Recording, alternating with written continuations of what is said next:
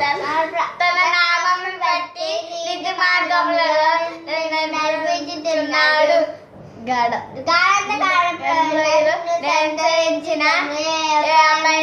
భయపడను. నీ జ్ఞానమును ఆదరించును. నా శత్రువుల ఎదుట నీవు నాకు భోజనం సిద్ధపరచును. నూరుతో నా తల అంటి ఉన్నావు. నా గిన్నె నిండి పొర్లుచున్నది. నేను బ్రతుకు దినములన్నీ కృపాక్షేమములే నా వెంట వచ్చెను. చిరకాలము యెహోవా మందిరంలో నేను నివాసం చేసేదను. దేవుడి వాక్యమును దీవించును గాక.